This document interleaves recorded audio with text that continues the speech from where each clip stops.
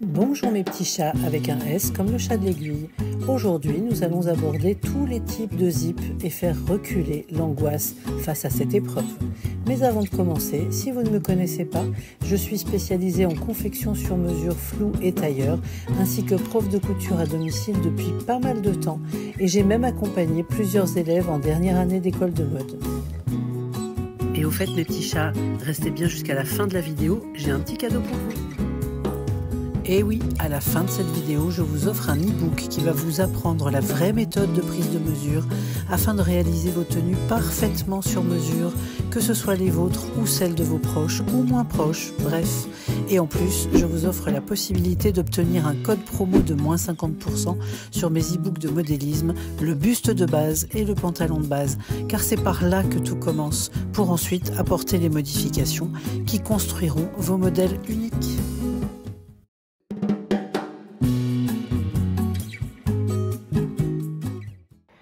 Donc, je vais vous présenter tout le matériel. Alors, bon, évidemment, dans les basiques, on a prévu quelques aiguilles, des pinces, un découvite au cas où, une petite paire de ciseaux, bien entendu, un mètre ruban, et puis, donc, ma fameuse mallette magique, ma boîte à pied de biche dans laquelle on retrouvera les 3 zips que je vais vous détailler. Le classique, c'est celui-ci, le pied I. Il a 2 encoches, je vous le détaillerai tout à l'heure. Ensuite, nous avons le pied à zip invisible, d'accord ? Qui peut être transparent ou métallique, peu importe. L'intérêt, c'est qu'il a un seul trou ici au milieu et en dessous, on a 2 glissières dans lesquelles on fait rentrer l'écran du zip invisible. Et puis moi, j'ai un petit dernier dont je me sers particulièrement pour faire de belles finitions. C'est un pied à coulisses. Alors, il ne sert pas qu'à ça, mais je vous montrerai ma petite astuce de pro, comme d'habitude, puisque je sais que c'est ça qui vous intéresse en particulier dans mes vidéos. Donc voilà, on aura en tout dernier une petite finition avec le pied à coulisses. Alors, on va travailler aujourd'hui sur ma Neki.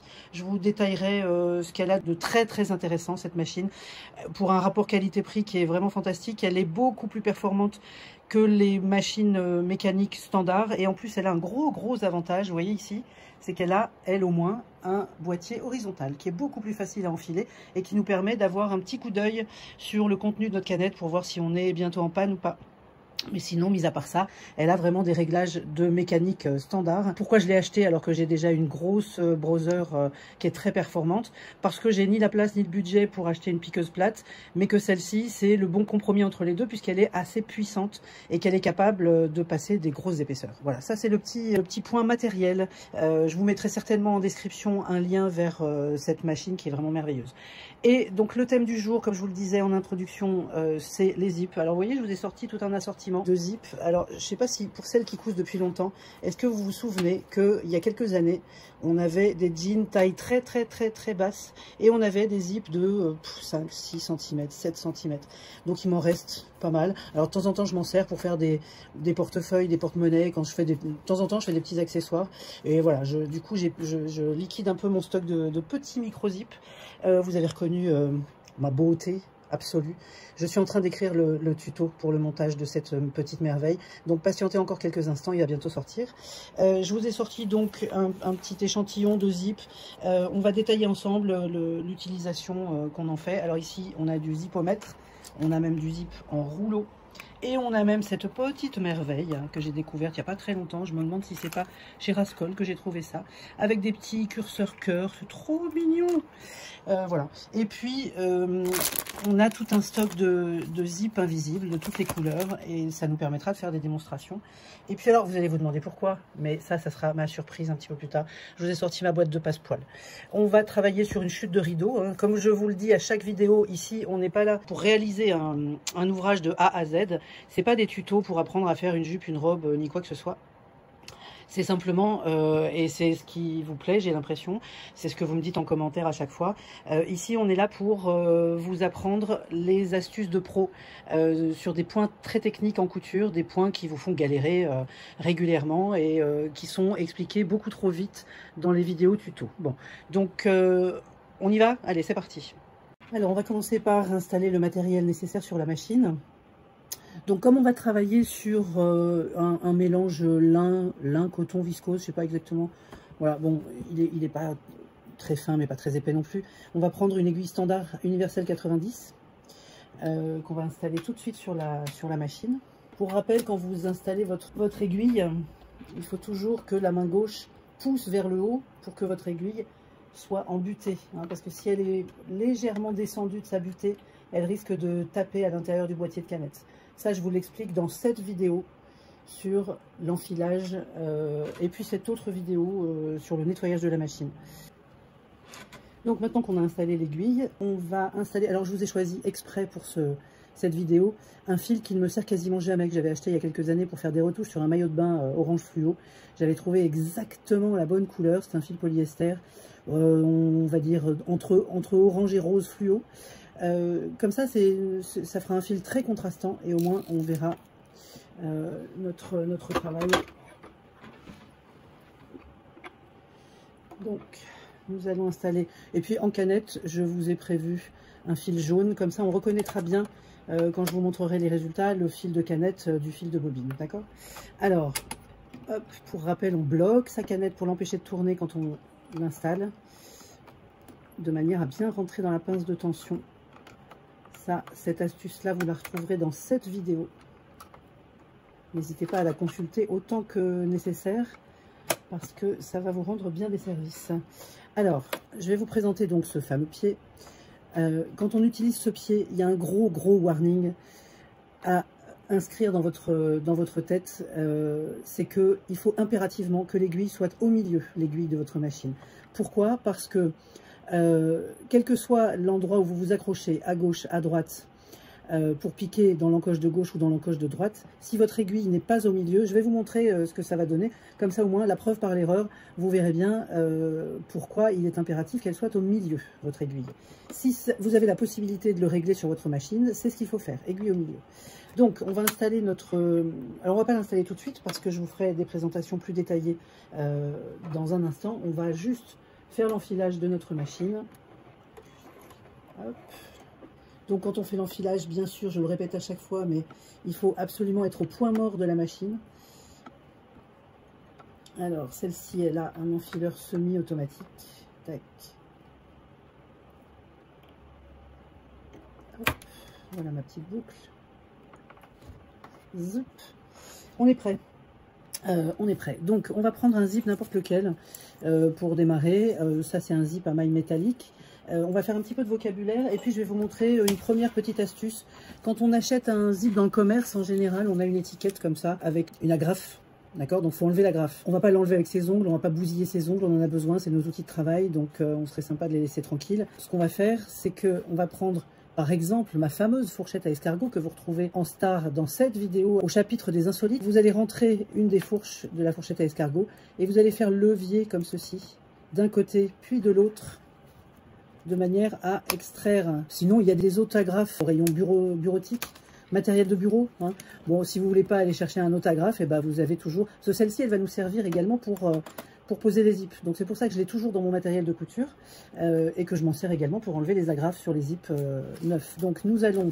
Alors on va prendre par exemple celui dont on vient d'enlever l'étiquette ici. Et puis on va couper un petit morceau de tissu, 2 morceaux de tissu pour pouvoir monter ce zip. Donc... je coupe ça et je vous reprends tout de suite. Voilà, donc j'ai préparé 2 morceaux de tissu, dans le droit fil, évidemment. Alors je dis évidemment, mais parce qu'il y a des subtilités parfois, on abordera ça tout à l'heure, quand le tissu n'est pas dans le droit fil. Comme par exemple quand on pose un zip sur le côté d'une jupe ou d'un pantalon, eh bien il y a l'inclinaison de la hanche. Le droit fil, il est toujours au milieu devant ou au milieu dos ou au milieu de la jambe d'un pantalon, mais dès qu'on est sur la courbe de la hanche, forcément on n'est plus dans le droit fil. Or le zip, bah, lui, c'est un sergé qui est dans le droit fil, d'accord, il est rigide. Donc pour faire coïncider les deux, parfois il y a des difficultés et en fonction du tissu, ça peut poser des tas de soucis. Donc je vous expliquerai tout à l'heure comment on procède dans ces cas-là.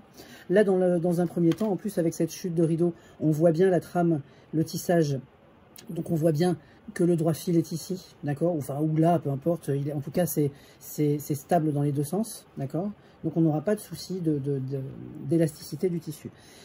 Dans un premier temps, on va refermer endroit contre endroit le bas de notre chute de tissu pour pouvoir venir placer le zip ici. Donc j'ai remis le pied standard sur la machine et je me suis mise au point droit avec une marge de couture d'1 centimètre et puis on va fermer notre couture, un petit point d'arrêt au début.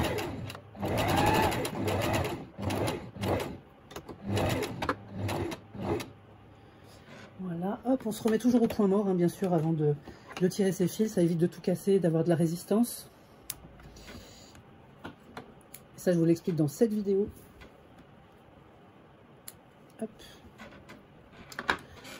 Donc, en règle générale, là, j'ai pas sorti le fer parce que je vous cache pas qu'en ce moment, il fait une chaleur à crever. Donc, j'ai pas tellement envie de sortir le fer à repasser pour écarter mes coutures. Quand je fais sur un vêtement, bah, j'ai pas le choix, je suis bien obligée pour faire du beau travail. Mais bon, là, aujourd'hui, on va s'en dispenser, d'accord? Voilà, donc là, c'est la fermeture de mon ouvrage, ok? Donc, on va rester sur l'endroit et on va faire un petit peu de vocabulaire. Donc, ici, vous avez la tirette du zip, d'accord? Ça, c'est la tirette.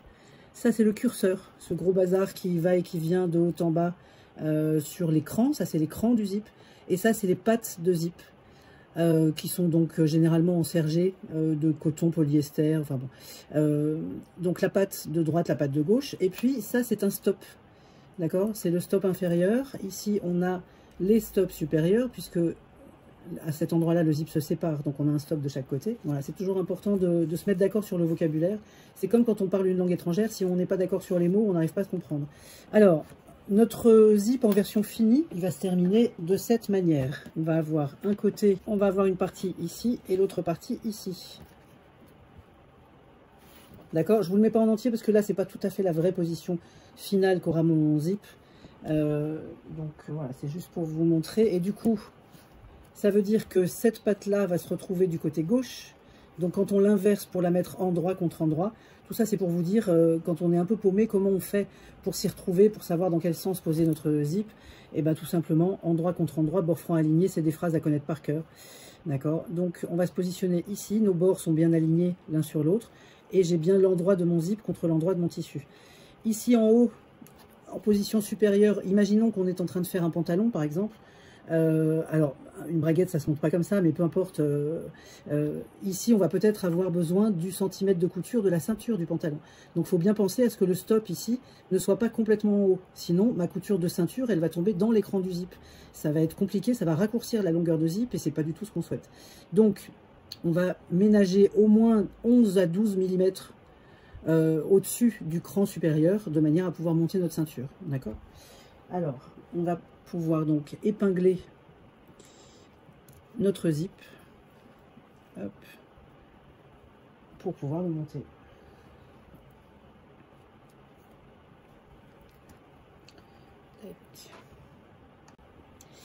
Mais avant d'attaquer le montage du zip, je voulais vous montrer donc en détail comment est fabriqué, comment est fichu ce pied à zip avec ces deux encoches. On va le regarder dessus, dessous et on va le positionner sur le zip pour bien comprendre comment ça fonctionne. Donc, ce pied à zip, il a deux encoches et deux accroches. On va se dire, alors moi je suis adepte des mantras, c'est-à-dire que dès qu'on a un mantra dans la tête, on se le répète systématiquement comme endroit contre endroit, bord franc aligné, etc. Il y a des mantras comme ça en couture qui vous permettent de trouver tout de suite la bonne solution plutôt que de se poser des questions existentielles et de faire des erreurs et d'être obligé de démonter pour remonter. Au moins les mantras, c'est comme une notice, ça vous permet de vous dépatouiller de plein de situations. Donc le mantra concernant les zips, c'est « Si mes crans sont à gauche, je m'accroche à gauche. Si mes crans sont à droite, je m'accroche à droite. » Pour l'instant, c'est assez nébuleux, vous ne comprenez pas forcément tout l'intérêt de ces deux mantras, mais vous allez vite comprendre en quoi ça consiste. Donc là, j'ai commencé à monter ma première patte de zip sur le tissu, d'accord? Et je vais, comme d'habitude, coudre avec le bord franc à droite de ma machine. L'ouvrage est toujours à gauche. Donc forcément, je me retrouve avec les crans sur la gauche de mon pied de biche. Donc, premier mantra, si mes crans sont à gauche, je m'accroche à gauche. Donc, je viens ici enlever mon pied standard qui m'a servi à faire ma première couture. Je me positionne sous mon pied, ma tige de pied de biche et je vais m'accrocher à gauche, d'accord? Et je vais tout de suite mettre mon aiguille au milieu pour être sûr de ne pas faire de bêtises. Ou alors, je vais la laisser à gauche et je vais vous montrer ce que ça donne quand on fait des bêtises. Ça sera encore mieux comme ça. Alors, comme je vous le disais à l'instant, on va faire exprès de commettre l'erreur de ne pas positionner son aiguille correctement au milieu. Donc, imaginons, mes crans sont à gauche. Je me suis accrochée à gauche et je descends mon aiguille. Et là, qu'est-ce qui se passe? Eh ben, je vais piquer dans l'écran du zip. Aïe, aïe, aïe. Donc, c'est pas le plus dramatique. Ça va pas forcément casser votre aiguille, mais c'est pas ce qu'on cherche. Le zip pourra plus se fermer. D'accord? Ça, c'est le premier cas de figure. Deuxième cas de figure, mes crans sont à droite, donc je me suis accrochée à droite. Et mon aiguille, évidemment, elle est restée toujours à gauche. Donc là, mes crans sont à droite. Je baisse mon pied de biche. Et aïe aïe aïe, alors là c'est encore pire, l'aiguille casse immédiatement. Si je démarre avec la pédale comme une brute, sans avoir vérifié que mon aiguille était bien au milieu et non pas à gauche, eh bien je vais piquer dans le pied de biche, vous voyez? Donc c'est la cata, d'accord? Si dans le feu de l'action, vous craignez de ne pas avoir suffisamment vérifié et de faire la bêtise, et bien dans ce cas-là, vous mettez une étiquette au-dessus de votre machine pour bien toujours spécifier que quand vous mettez votre pied à zip, l'aiguille doit être au milieu. Et d'ailleurs, quand je la place au milieu, vous voyez qu'ici, je descends dans l'encoche de droite, puisque je suis accroché à droite. Et quand je m'accroche à gauche, tac, eh bien, je descends dans l'encoche de gauche. Ok? C'est magique. Enfin, c'est magique. Non, c'est logique. C'est juste logique. Voilà. Donc, maintenant, je voulais vous présenter en détail le fonctionnement de ce pied de biche. Maintenant qu'on a parlé des encoches de gauche et droite, je voudrais vous parler de ce qui se passe en dessous. Vous voyez qu'en dessous, ici, il y a un petit décrochage sur la gauche et sur la droite. Il permet quoi, ce décrochage? Il permet simplement de se positionner sur l'écran du zip. C'est-à-dire que là, l'arrière du pied qui est plus large se pose sur l'écran du zip. L'avant du pied qui est plus étroit se positionne exactement contre l'écran. Et il se trouve que la plupart du temps, la largeur de cet avant de pied est équivalent à la largeur de la patte de zip. Ce qui veut dire que même si vous avez, imaginons que vous ayez un deuxième tissu par-dessus, ça arrive souvent quand on monte des trousses doublées, on a le tissu extérieur, la doublure, le zip qui est au milieu, et on ne voit plus rien de ce qu'on fait. Seulement si nos deux tissus, nos trois tissus, enfin les deux tissus plus le zip sont bien alignés ici, eh bien la largeur de la partie avant du pied de zip vous garantit que vous êtes toujours contre l'écran du zip, même si vous ne les voyez pas. Donc il suffit de se fier au bord droit pour être sûr de piquer au bon endroit et de ne pas faire de bêtises. D'accord? Donc ça sert à ça, vous voyez. L'arrière du pied qui est plus large est à cheval sur l'écran. L'avant du pied est contre l'écran ici. Ce qui fait que votre encoche, elle est plus près d'écran et vous allez piquer tout près. Et la largeur est équivalente à la marge de couture. Alors j'installe donc mon pied en l'accrochant à gauche puisque mes crans sont à gauche. Comme il s'agit ici d'une encoche ouverte, je ne vais pas pouvoir rentrer mon fil dans l'encoche et le jeter en arrière. Vous voyez qu'il va ressortir. Donc je vais vous donner une autre astuce. Parce que là, je le passe à droite, mais de toute façon, il ne va pas vouloir rester en place. C'est pas bien grave. Ce qu'on va faire, c'est qu'on va se positionner au début de notre couture. D'accord? Je descends mon aiguille et tout de suite, je relève mon pied et je range mon fil. S'il n'était pas au bon endroit, je le range sur la droite. Et une fois que mon aiguille est enfoncée et mon pied est baissé, eh bien, je n'ai plus de soucis de fils qui traînent et qui vont venir par devant m'embêter. Alors, donc on démarre notre couture par un point d'arrêt, comme d'habitude. Et on va jusqu'au bout. Donc quand on arrive ici, on dégage la marge de couture et là il va falloir remonter le zip. Alors c'est là que j'ai une autre astuce à vous indiquer. Et c'est là qu'on va retrouver ma fameuse fourchette à escargot. Donc je vais relever mon pied. Vous voyez que sur la plupart des machines, il y a une position également pied entièrement relevé. Alors qui ne tient pas toute seule, hein, qui nécessite qu'on pousse avec la main. Mais ça vous permet, quand vous avez un curseur à faire passer de l'autre côté, d'avoir un petit peu plus d'espace. Alors il faut être un peu pieuvre pour faire ça. Parce que il faut pouvoir retenir ici en avant, relever le pied. En plus, on n'a pas beaucoup de place ici. Donc, mon astuce de chef, c'est de récupérer le trou de la tirette avec la fourchette à escargot. Ça prolonge votre doigt. Et quand vous vous inclinez comme ça vous permet de remonter le curseur plus facilement. Voilà, ça, c'était l'astuce du chef. Donc, maintenant, on va pouvoir terminer notre couture. On dégage bien la couture, le bord franc de l'autre partie du tissu. Et on peut terminer notre couture tranquillement. Un petit point d'arrêt. Et c'est terminé. On se remet au point mort. On lève, on tire, on coupe. Fil de fin, fil de début. Ça, cette tirade que je viens de vous faire, mes élèves, elles n'en peuvent plus, elles la connaissent par cœur. On lève, on tire, on coupe. Fil de fin, fil de début. Elles entendent ça, mais tout le temps. À tel point que des fois, elles se moquent de moi. Elles me font la tirade à ma place. On lève, on tire, on coupe. Fil de fin, fil de début. Voilà, pour la petite rigolade. Donc, maintenant que j'ai cousu ma première partie de zip, bon, vous voyez qu'on est tout près d'écran, c'est régulier, c'est propre. Alors, maintenant, on va devoir piquer la deuxième partie. Et c'est là qu'on pourrait tomber dans le piège de la facilité, qui consiste à dire, oui, bon, bah, je suis descendue, je vais remonter, je vais pas m'embêter. Alors, c'est là qu'il va falloir être vraiment vigilante. Vous avez le droit de faire ça, moi je ne veux pas le savoir. Mais en fait, quand vous descendez la première couture du haut vers le bas, vous voyez bien que la nature du tissu ici n'est pas du tout la même que la patte de zip. Donc il se peut qu'il y ait eu ce qu'on appelle un embut.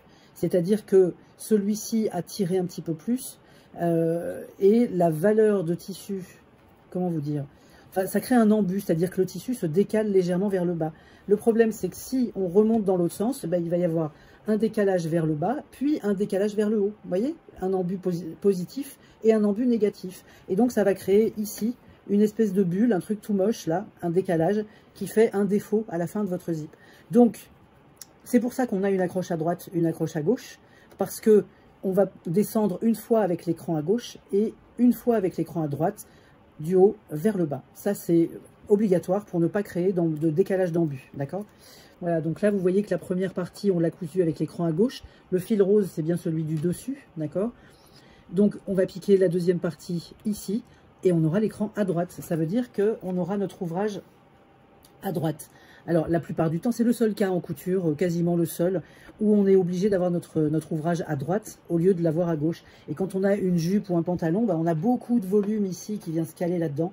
Alors, mon astuce à moi, c'est qu'en fait, votre vêtement, vous allez le poser là-bas derrière votre machine et vous allez venir caler votre zip ici et alimenter progressivement. Je vous montrerai ça quand on fera un zip invisible tout à l'heure et vous verrez que ça fonctionne carrément bien. Donc là, dans l'immédiat, on est juste sur une petite chute de tissu, pas très grande. Donc, on va épingler de ce côté. Vous voyez que d'habitude, quand on progresse avec le bord franc à droite, la tête d'épingle est vers nous pour pouvoir l'enlever progressivement au fur et à mesure qu'on avance. Là, elle est inversée puisqu'on va coudre avec le bord franc à gauche. Donc, tout est normal. D'accord? Alors, on épingle ici une deuxième fois. Tac. Voilà. Maintenant, on va pouvoir ouvrir notre zip. On se place avec le pied positionné à droite et on est reparti. Ok.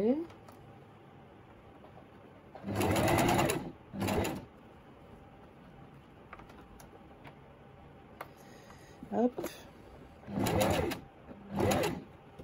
Et là, il va falloir remonter le curseur. Donc, comme tout à l'heure, je lève mon pied, je pivote pour pouvoir passer plus facilement. J'attrape ma fourchette à escargot. Je rentre une dent de la fourchette dans la tirette. Et je peux tirer mon curseur. Et maintenant, je me replace pour aller terminer ma couture.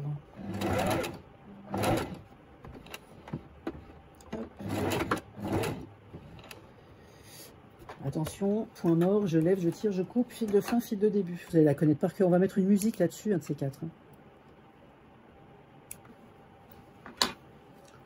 Voilà. Bon, pour l'instant, c'est pas encore joli, mais mon zip est posé, d'accord? L'idée, quand on pose un zip standard comme ça, qui n'est pas un zip invisible, l'idée, c'est de passer un coup de fer. Alors, normalement, moi, ce que je préconise, c'est de former le pli au fer ici, avant même de poser le zip. Comme ça, une fois que le zip est posé, les plis ici viennent se mettre l'un contre l'autre, comme ceci, pour cacher le zip. Un zip, c'est pas ce qu'il y a de plus beau, à part sur un sac à main, sur un portefeuille, où au contraire, on met des zips contrastes avec des super curseurs parce qu'on aime bien les voir sur les accessoires. Mais sur les vêtements, alors il arrive qu'on le fasse exprès quand le zip est doré, etc. Donc dans ces cas-là, on écarte volontairement pour bien voir le zip. Mais la plupart du temps, on préfère qu'il soit caché. Donc vous voyez, le petit coup de fer final va permettre de cacher le zip. Et du coup, maintenant, ce qu'on va réaliser, c'est la surpiqûre. Alors là, pour le coup, contrairement à ce que je vous disais tout à l'heure, la surpiqûre, elle va bien faire le tour en descendant et puis en remontant. Parce qu'il ne s'agit pas de faire un raccord ici. Donc on va bien le faire dans les deux sens. Mais maintenant que le zip est monté sur le tissu, on n'a plus ce problème d'embut positif-négatif. D'accord? Donc on va pouvoir le faire en une seule fois, en une seule couture. Hop, donc là, on a bien monté tout ça. Alors, il faut quand même bien vérifier à quel endroit se trouve mon stop. Parce que si je pique dans mon stop, vous voyez, il va falloir que je fasse demi-tour ici, en dessous du stop. Si je fais demi-tour dessus, je casse mon aiguille, on est d'accord, hein. Donc, l'idée, pour bien identifier à quel endroit se trouve mon stop, c'est que sur l'envers, je passe une épingle 2 mm en dessous par exemple. Et comme ça, quand je retourne mon ouvrage, bah, je sais que mon stop, il est juste au-dessus, là. Donc, je récupère mon épingle. Et ici, c'est là où je vais devoir faire mon virage. Je revérifie par derrière. Et normalement, on est bien placé. Donc, c'est parti mon kiki. Alors, là, pendant toute l'opération, mes crans seront à droite. Donc, je vais rester à droite. D'accord. Et je vais commencer à faire ma surpiqûre ici. Alors, la particularité de cette surpiqûre, c'est que, contrairement à tout à l'heure où je vous indiquais que l'arrière du pied de biche venait se mettre à cheval sur l'écran pour qu'on puisse piquer le plus près possible, eh bien là, ce qu'on va faire, c'est que on va décaler l'arrière du pied de biche pour que lui soit contre l'écran. Ça nous permet de nous écarter un tout petit peu pour pouvoir faire cette surpiqûre. Vous voyez, si je me mets sur l'écran et que la surpiqûre est tout près comme ça risque de ne pas être joli, ou alors de contraindre la circulation du curseur, et on aura du mal à ouvrir, fermer le zip. Donc, on va s'éloigner un petit peu plus pour faire notre surpiqûre. Alors, c'est pas obligatoire, hein. Si vous voulez une surpiqûre qui soit vraiment très près du zip, vous pouvez aussi la faire tout près, hein.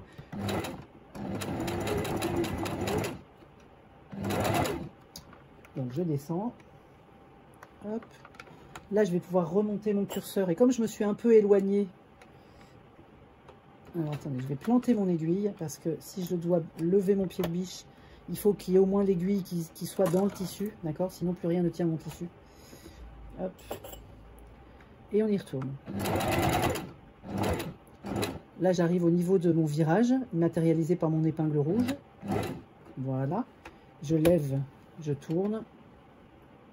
Donc quand je lève, évidemment, mon aiguille est enfoncée dans le tissu, d'accord? Là, je peux y aller sans même vérifier, parce que je sais très bien que mon stop est juste au-dessus. Si vous voulez avoir un écartement équilibré, eh ben, vous pouvez terminer le dernier point à la main, pour être sûr de ne pas aller trop loin. Parce que si votre pédale, comme la mienne, là, est très puissante et qu'elle a tendance à être difficile à maîtriser au ralenti, vous risquez d'aller trop loin, ça ne va pas être joli. Or là, on veut vraiment quelque chose de très très joli. Très propre. Ici, pour terminer ma surpiqûre, je vais à nouveau lever mon pied, hop, attraper le curseur, enfin la tirette, pivoter, allez, bichette, pour tirer mon curseur vers l'arrière, hop,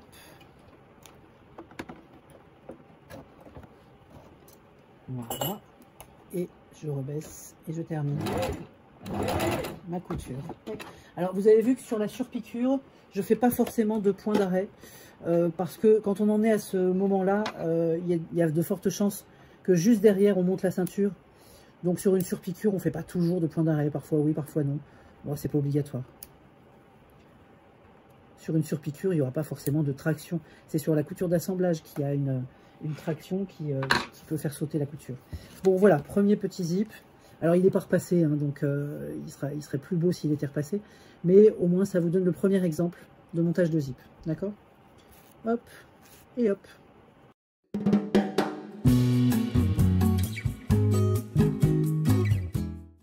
Et voilà mes petits chats, j'espère que vous aurez appris quelque chose. N'hésitez pas à vous abonner, à liker, à commenter et même à partager si vous le souhaitez. À bientôt! Bien sûr, en description, mon petit cadeau, ainsi que des liens très instructifs.